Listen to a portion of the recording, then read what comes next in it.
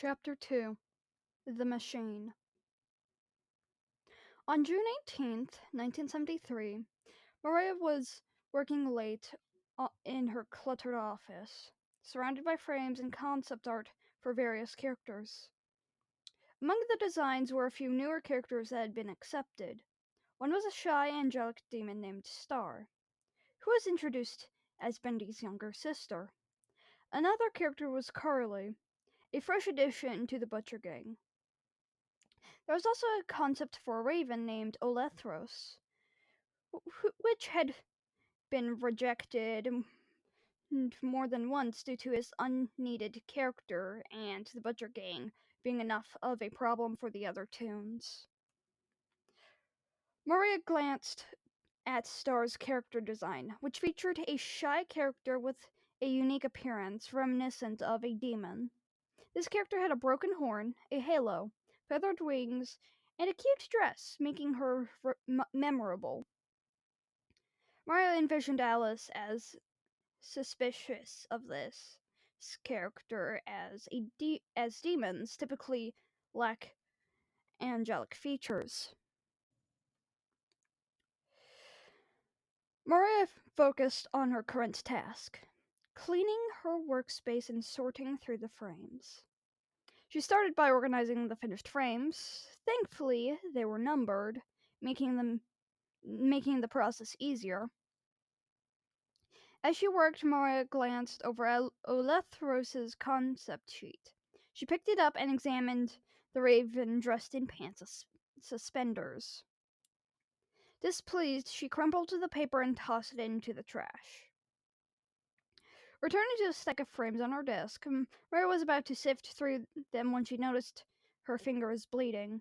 She realized that she must have gotten a paper cut from discarding Olethros' concept sheet.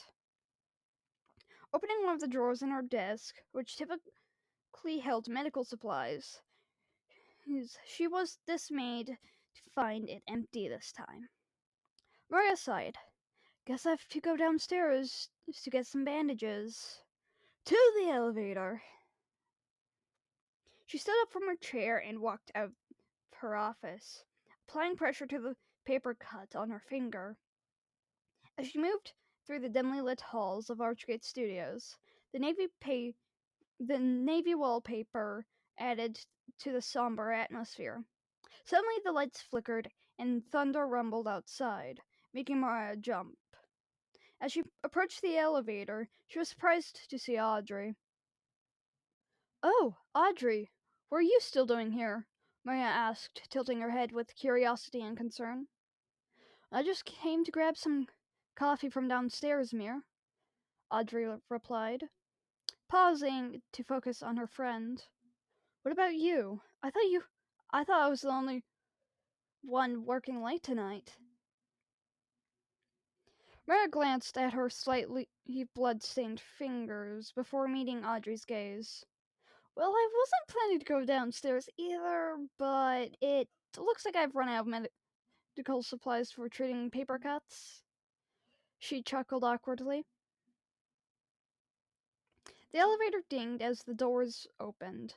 Audrey ushered Mireya inside and pushed the button for their desired floor.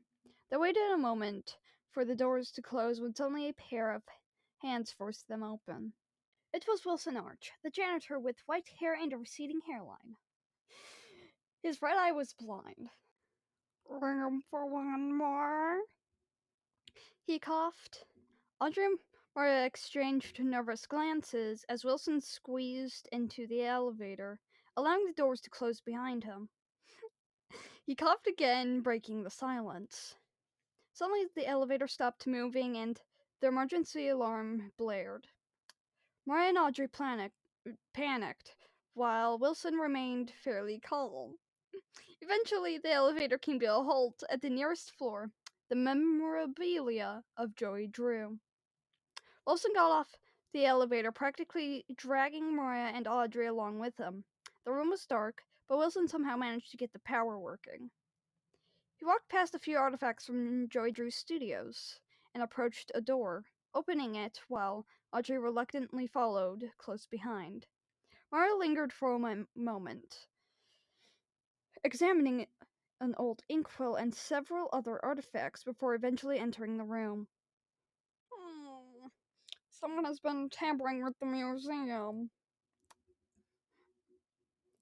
Wilson noted as he looked at the empty pedestals. There should be something on each of these pedestals. You two, my dear ladies, could you please do me a favor and find the items that belong under these pedestals? Audrey and Mireya exchanged glances before agreeing to help Wilson. Audrey began to turn around to retrieve the necessary items. Mireya observed Wilson as he passed a strange machine, working on what seemed to be some sort of technician or electrician related task. Although she wasn't entirely sure, she quickly followed Audrey. So we need a bendy plush, a vinyl record, a gear, a wrench, and an inkwell and a book? Mireya guessed, based on what she had seen on the pedestal labels. Audrey hummed in confirmation. Great. Now where were they supposed to find a gear? Just then, Audrey pulled a gear out of a power box. Mireya looked at her concern evident in her expression. Are you sure that doesn't belong to anything important? Probably. Audrey shrugged. Her body language and facial expression suggested that she was a little nervous and eager to leave the situation, just like Mireya. Mireya looked at an inkwell she had spotted earlier and picked it up. She gave it a light shake, surprised to find that some ink remained inside it. After looking around for a moment, she grabbed a book titled The Illusion of Living by Joy Drew. Huh. Who knew Mr. Drew wrote a book? Strange title, though, Mireya thought to herself. She returned to the pedestals and carefully placed the book and inkwell on their respective stands. Mireya noticed that Audrey had also contributed by placing a record and a plush toy on the pedestals, and she had just set a gear in its spot as well. Audrey then noticed a wrench wedged in a lever, pulled it out, and placed it on its pedestal. Wilson walked in front of the machine and addressed the two of them. Now, dears, just one thing left to do. Pull the lever. Although they were hesitant, Audrey pulled the lever. At that moment, Wilson quickly closed the door to the room. He grabbed Audrey and Mireya as the room began to fill with ink. He spoke about some sort of purpose and finding him after dying? No, this couldn't be happening. Then he forced them, all three of them, to fall into the ink.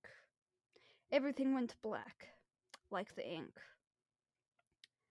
Mireya couldn't tell if she had died, but she heard a strange, gravelly voice, as if the speaker needed a cough drop. The voice said, Boys. So, in this broken cycle, let's see how useful you are. Get up. That was the last thing Mireya remembered before waking up on a wooden floor, gasping for air and coughing up a black substance. No, not just any black substance. It was ink.